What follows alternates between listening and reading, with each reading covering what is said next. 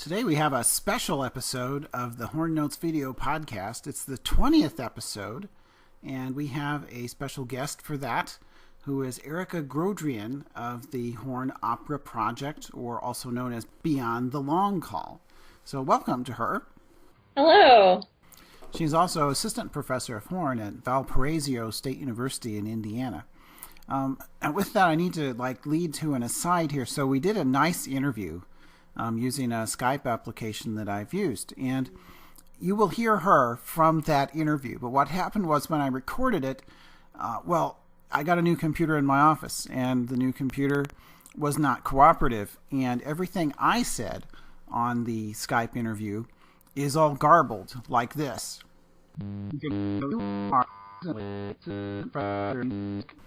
But her audio is great. So what we're going to do is I'm going to duplicate some of what I said. It'll flow pretty much like the original here, but I guess it's something that makes this special 20th episode even a little more special, and maybe the next one will have a little less technical issues. It'll be smoother to edit. So I wondered where Valparaiso was, and she let me know in this little clip. Yeah, it's in Valparaiso, Indiana, which is only about 40 miles from downtown Chicago. At this point, I made a few comments about different excerpt publications that are out there, online and otherwise. One that I actually think I forgot to mention, but is worth mentioning now, and it's this topic. There's a classic book of operatic French horn passages, compiled and edited by Richard Moore. It was published by Theodore Presser back in 1971, and that's really the resource that I've ever had to use. And now we've got this giant new resource that she's done, and I asked her, what was the roots of this. It's an online resource which you all should check out, as maybe perhaps even while you're listening to this podcast, you can check it out. So the website itself was developed from her doctoral project at Indiana University. We chatted about that a little bit in our chat, but because of the garbled audio quality, it doesn't really translate well out in editing like this. But we talked about how I had been an AI back in the day as a doctoral student from IU, and we both were doctoral grads of IU. And we chatted about a few things like that. And then we got back to talking about her specific, the Horn Opera website. Here's how she described how she got into making this project happen. Well, the idea for the website was the kernel that began the dissertation, but then I kind of doubled back. And so initially what I did was I sent surveys to about 400 horn professors across the country and asked them questions about, do you study the operatic repertoire with your students? If not, why not? Is it a lack of resources or a lack of experience or a lack of jobs? And just tried to gauge what the market might be for this kind of resource. And so that was the bulk of the dissertation, was kind of the pedagogy behind it, and whether or not it would be welcome and accepted if I developed it. And it seemed there was a pretty clear indication that people were all for it. So myself, I had done a project kind of like this early on when I was here at ASU teaching. I just felt like you needed a kind of statistically valid way of working on excerpts. So I went through and I did a big survey of ICSOM orchestra audition lists, which ultimately was published as an article in the Horn Call. And then subsequently, more recently, I've put together a 3-volume excerpt ebook that you can download through Horn Matters. Now, this particular project, you went through a similar process, I believe? Yes, I compiled a bunch of excerpt lists, mostly from the U.S., and all within the previous decade, and I wanted to see what was current and relevant, and I looked at lists for all seats in the orchestra, so principal down to fourth, and then also assistant, substitute, and I wanted to see if there were any trends and which ones were the most popular. And then I started with those, and basically tried to get most everything from those initial lists up on the website to start with. So something about opera excerpts really appealed to you then? Right. Well, I've always loved opera, and my college, which was Converse College, is a women's college in South Carolina. So my undergraduate degree, I was in a smaller program, and it was a very vocal heavy program. And so right away, as a freshman, I was thrown into the opera pit, and I did Traviata and Carmen and Hansel and Gretel and all sorts of great operas just as an undergraduate student. And so from there, that experience stuck with me, and I loved it, and I still go to a lot of operas, and it's just a genre I really believe in. So, but... And then at IU, of course, there's all those operas at IU as well. Oh, yes. Some really big, exciting ones there. That was a lot of fun. But when I was at IU, this is when the idea came about because, we study so many orchestral excerpts just in case, just for the day that the list might pop up. And often in master class, we're performing them and giving feedback. And there was one day when a student was performing a list from an opera audition, and no one had anything to say to him. And I realized it was because none of the students knew any of the excerpts. And that's when I thought, oh, well, maybe there could be a resource so that, we could all learn more about the operatic repertoire. We could help educate ourselves, even if our teachers aren't necessarily asking us to learn these excerpts, because one day you may want to take an opera audition and you don't want to have to start from scratch 6 weeks before the audition. Oh, yeah, because you definitely don't want to be scratching around at the last minute learning important things before an audition. I mean, there'll always be some oddball things on audition lists, but the standard things, you should know them already.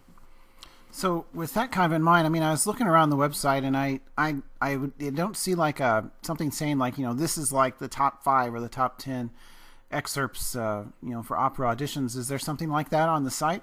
You're not missing it. It's not there yet, but it's something I'm working on, and I've been doing some workshops at a couple of universities called like Horn Opera Excerpts Where to Begin. And so I developed a kind of top 10 list, and it's still changing because I've talked to some people who are in actual opera orchestras, and they've said, well, maybe not this one, maybe this one. So I am working on it, but I can give a few hints if you would like.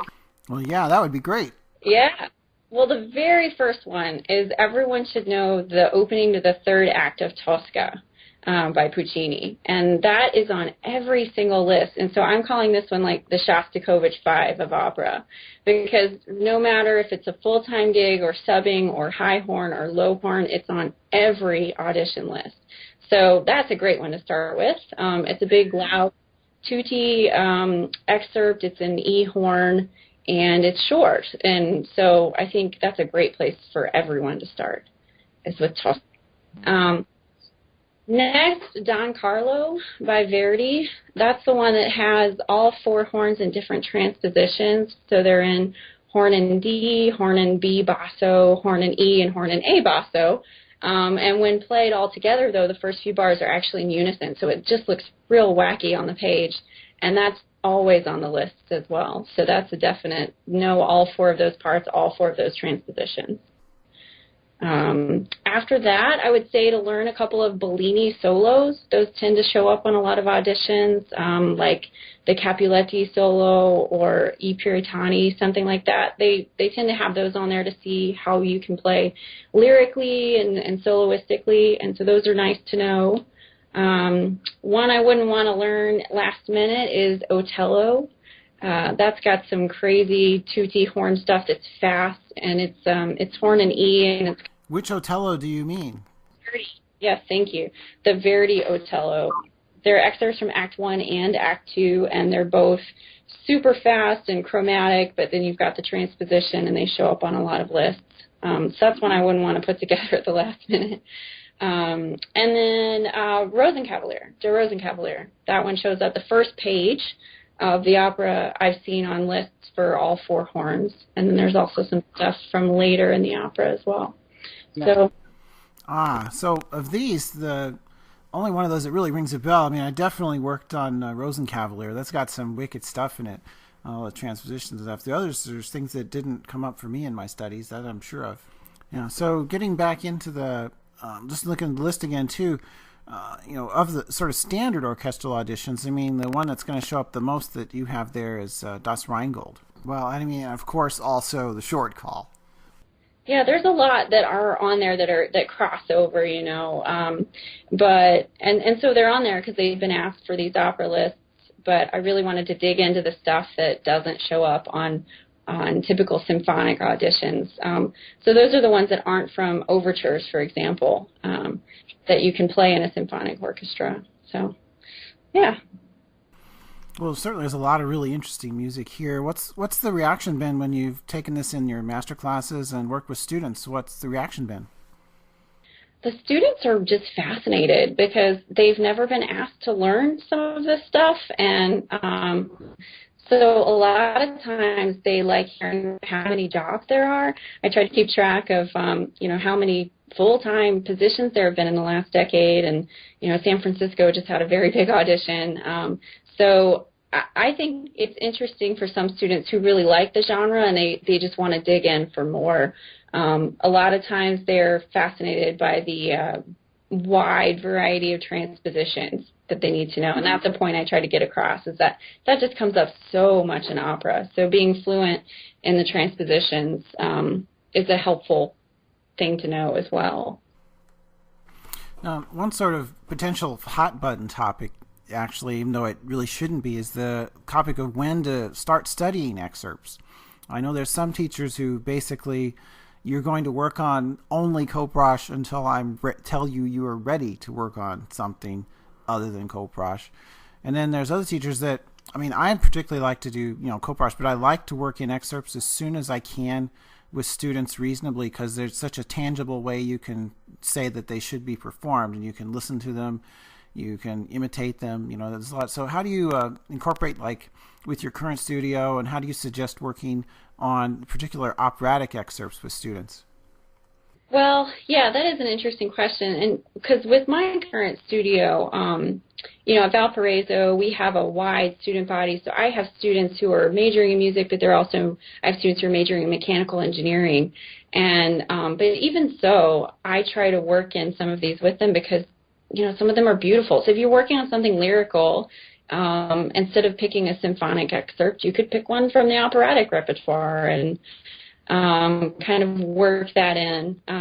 But I've told some other professors, I think, because there's so much we have to cover in the orchestral repertoire, I understand some people really feel you need to do X, Y, and Z before graduation.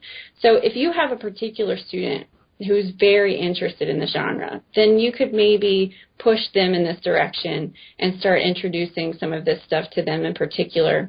In a perfect world, I would advocate that everyone does these all of the time, but there's not time for it. So I think you can find those students that have a special interest and start to work them in. And some of them are very doable at the freshman level. Like I said, even Tosca, the most popular one, it's an E horn transposition, and the range is not wide, and it's not very difficult rhythmically.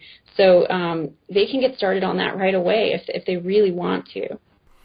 Yeah, and that's great because, you want people to work on things they're interested to work on, right? So, the ideal student's going to be somebody who's really interested in opera.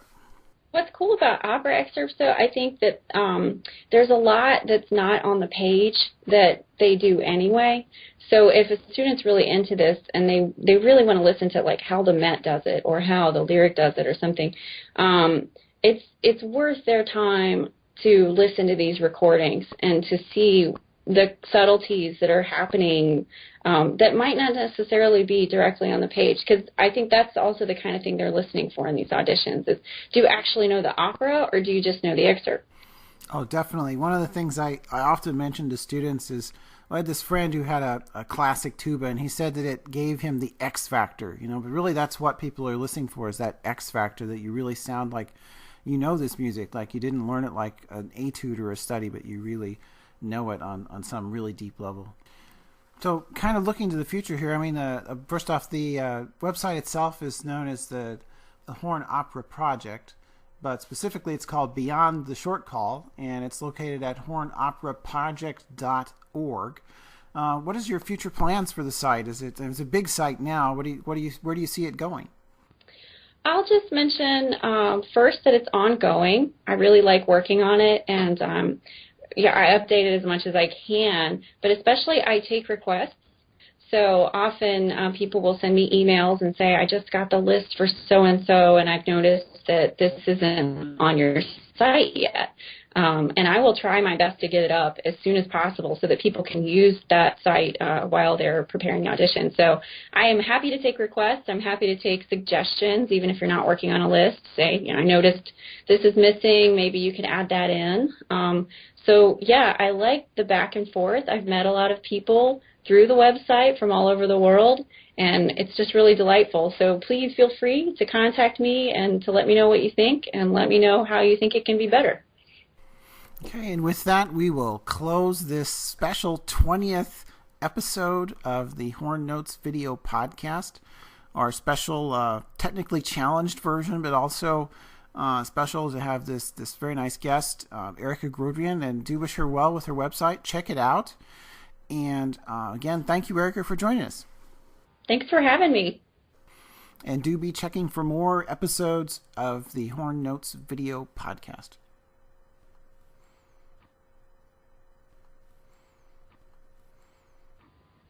It is. It's Grodrian, like grow in a garden.